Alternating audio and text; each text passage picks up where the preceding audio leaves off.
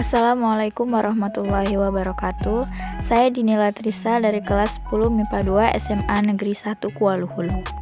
Di sini saya akan menjelaskan tentang kelangkaan air bersih di Indonesia. Namun sebelum itu kita harus mengetahui terlebih dahulu apa itu kelangkaan. Kelangkaan adalah kesenjangan antara sumber daya ekonomi yang terbatas dengan jumlah kebutuhan hidup manusia yang tidak terbatas.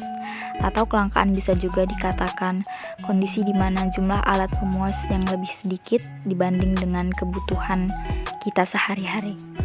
Lalu apa itu kelangkaan air bersih? Kelangkaan air adalah minimnya jumlah air yang tersedia untuk memenuhi kebutuhan di suatu wilayah. Berdasarkan pengertian kelangkaan tadi, jadi kelangkaan air bisa juga dikatakan kondisi kesulitan mencari air di suatu wilayah tertentu. Lalu apa penyebab dari kelangkaan air bersih? Yang pertama, kelangkaan air dapat disebabkan oleh perubahan iklim. Yang kedua, peningkatan jumlah populasi manusia yang membutuhkan air. Jadi semakin bertambah manusia, pasti kita bakal membutuhkan air. Yang ketiga, polusi air dan pencemaran air. Yang keempat, konflik. Nah, konflik ini contohnya seperti perebutan lahan ya. Lalu yang kelima, kekeringan. Biasanya kekeringan ini disebabkan karena suatu wilayah tersebut mengalami curah hujan yang jarang. Lalu yang keenam, penggunaan air secara berlebihan. Nah, yang terakhir ini masih sering sekali dilakukan oleh warga Indonesia ya. Mereka menggunakan air secara berlebihan, secara boros, yang tanpa mereka sadari mereka membuang-buang air dan mereka menjadi penyebab dari kelangkaan air di Indonesia. Kelangkaan air di Indonesia tentu saja memiliki dampak negatif. Yang pertama, kelaparan yang merajalela. Yang kedua, menurunnya standar kehidupan. Yang ketiga, kerusakan ekosistem. Dan yang paling parah adalah penyakit mulai bermunculan. Nah, pada dampak terakhir ini bahkan bisa menyebabkan kematian loh. Lalu bagaimana cara mengatasinya? Yang pertama, hentikan buang sampah sembarangan.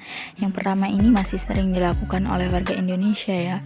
Mereka buang sampah di lingkungan sekitar, di kali, di sungai, di hutan, yang tanpa mereka tahu mereka menyebabkan kelangkaan air di Indonesia itu ada.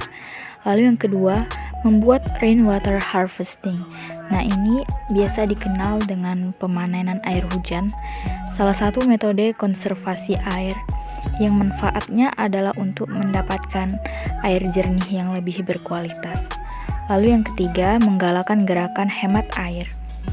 Seperti yang sudah saya katakan tadi, menggunakan air secara boros merupakan salah satu penyebab dari kelangkaan air di Indonesia.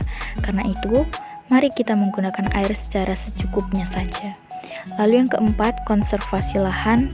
Dan yang terakhir, pelestarian hutan dan aliran sungai. Di sini ada sedikit catatan, faktor utama kelangkaan air bersih sebenarnya berasal dari ulah manusia itu sendiri, sehingga hanya kitalah yang bisa memperbaiki dan melestarikan air bersih. Karena itu, yuk mulai dari sekarang kita harus bisa mengurangi kasus kelangkaan air bersih di Indonesia dengan cara menggunakan air secara secukupnya saja dan tidak boleh boros air. Itu tadi penjelasan saya tentang kelangkaan air bersih di Indonesia. Semoga penjelasan saya dapat membantu teman-teman semua dan semoga kita dapat mengurangi kelangkaan air bersih di Indonesia. Sekian dari saya, kurang lebihnya saya mohon maaf. Wassalamualaikum warahmatullahi wabarakatuh.